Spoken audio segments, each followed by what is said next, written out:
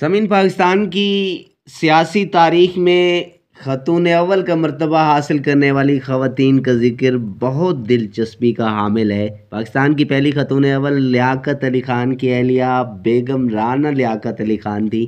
غیر منقسم ہندوستان کی آخری کابینہ میں وہ وزیر خزانہ تھے۔ بیماری کے باعث لیاقت علی خان دہلی کے جس اسپتال میں زیر علاج تھے، وہیں رانا لیاقت علی خان بحیثیت سٹاف نرس کام کرتی تھیں۔ انہوں نے لیاقت علی خان کی جس محبت سے تیمارداری کی، اس سے متاثر ہو کر وہ ان کی جیون ساتھی بن گئیں۔ 60 کی دہائی میں وہ پاکستان کی سفیر برائے ہالینڈ تھیں، جبکہ 70 کی دہائی میں ان کا تقرر بحیثیت گورنر سندھ کیا گیا تھا۔ بیگم رانا لیاقت علی خان ایک مکمل مشرقی خاتون تھیں۔ 50 کی دہائی میں محمد علی بوگرا کو وزیر اعظم مقرر کیا گیا تو وہ امریکہ سے اپنے ساتھ لبنانی قومیت کے حامل سیکریٹری کو بھی پاکستان لائے اور وہ خواتین اول ہو گئیں۔ محمد علی بوگرا، جن کا تعلق مشرقی پاکستان سے تھا، بہت مختصر عرصے تک وزیر اعظم رہے۔ 1958 میں فیروز خان نون پاکستان کے وزیر اعظم تھے۔ وہ اعلیٰ تعلیم یافتہ وکیل اور ایک متحرک شخصیت تھے۔ اس وقت گوادر سلطنت عمان کا حصہ تھا۔ فیروز خان نون نے گوادر کو پاکستان میں شامل کرنے کے لیے اپنی صلاحیتوں کا استعمال کر کے یہ مقدمہ جیت لیا اور پاکستان کے حوالے گوادر کو کرنے پر قوم نے سراہا تھا۔ فیروز خان نون بیگم وقار النساء سے شادی کے خواہشمند تھے، مگر شادی سے قبل ان کا تعلق یہودی مذہب سے تھا، لیکن شادی کے بعد انہوں نے نہ تو یہودی مذہب سے کوئی تعلق رکھا اور نہ ہی اپنے خاندان سے۔ ان کا نام وقار النساء شادی کے بعد رکھا گیا تھا۔ اکتوبر 1958 میں جنرل ایوب خان نے اقتدار حاصل کر لیا تھا۔ ان کی اہلیہ کبھی بھی منظر عام پر نہیں آئیں اور نہ ہی صدر مملکت کے ساتھ غیر ملکی دوروں پر گئیں، چونکہ صدر مملکت کے بھائی سردار بہادر خان اور دیگر رشتہ دار اس بات کے سخت مخالف تھے۔ صدر ایوب خان کی صاحبزادی بیگم نسیم اورنگزیب اپنے والد کے ہمراہ غیر ملکی دوروں میں شریک ہوتی تھیں، چونکہ ملک میں صدارتی طرز حکومت کے باعث وزیر اعظم کا عہدہ نہیں ہوتا تھا۔ اکتوبر 1958 سے قبل سکندر مرزا صدر پاکستان تھے اور ان کی اہلیہ نہید سکندر مرزا کو خاتون اول کا مرتبہ حاصل تھا۔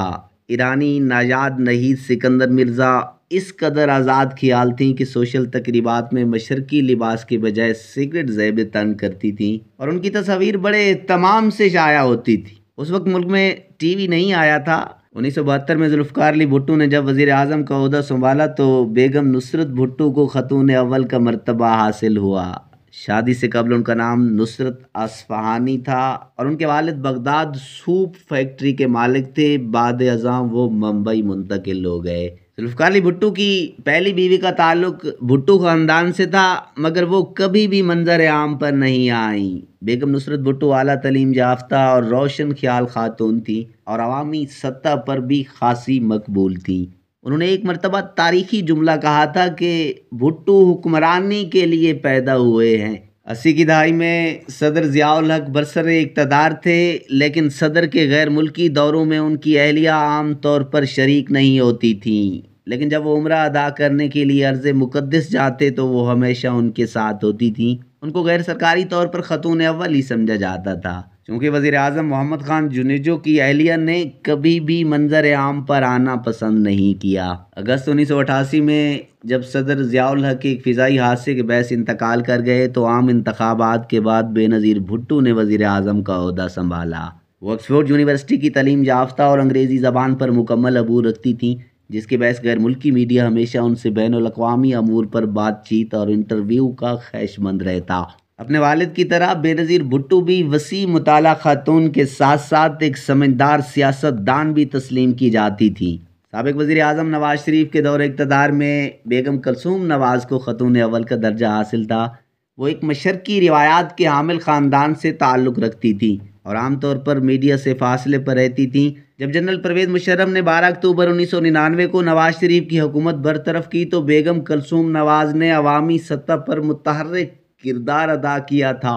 سعودی عرب کے ساتھ ایک معاہدے کے باعث جب نواز شریف 10 برس کے لیے وہاں منتقل ہوئے تو کلثوم نواز نے بھی پاکستان کو خیر بات کہہ دیا تھا۔ سابق صدر جنرل پرویز مشرف کے دور اقتدار میں ان کی اہلیہ صیبہ مشرف کو ہی خاتون اول سمجھا جاتا تھا اور وہ صدر پاکستان کے ساتھ غیر ملکی دوروں میں بھی شریک ہوتی تھیں۔ صدر پرویز مشرف کے دور اقتدار میں میر ظفر اللہ جمالی اور شوکت عزیز وزیر اعظم مقرر ہوئے تھے، مگر ان کی بیگمات نے خاتون اول کا مرتبہ حاصل نہیں کیا۔ صیبہ مشرف کا تعلق بھارتی صوبہ اتر پردیش کے شہر لکھنؤ سے تھا۔ صدر پرویز مشرف کے دورہ بھارت کے موقع پر میڈیا نے بھرپور کوشش کی تھی کہ وہ اپنی جنم بھومی کے بارے میں کچھ تعریفی کلمات ادا کریں، مگر انہوں نے انگریزی زبان میں صرف ایک جملہ ادا کیا کہ اب میں پاکستانی شہری ہوں اور میرا لکھنؤ سے کوئی تعلق نہیں ہے۔ سابق وزیر اعظم چیئرمین تحریک انصاف نے جب 2018 کے عام انتخابات میں کامیابی حاصل کرنے کے بعد وزیر اعظم کا عہدہ سنبھالا تو ان کی دو سابقہ اہلیہ جمائمہ اور ایام خان سے علیحدگی ہو چکی تھی، جبکہ وزیر اعظم کا عہدہ سنبھالنے کے کچھ ماہ پہلے ان کی شادی بشرا بی بی سے ہوئی تھی۔ پاکستانی عوام نے پہلی مرتبہ ان کو سرکاری ٹی وی پر اس وقت دیکھا تھا جب وزیر اعظم چیئرمین تحریک انصاف کی تقریب حلف برداری میں وہ اپنی اگلی صف میں موجود تھیں۔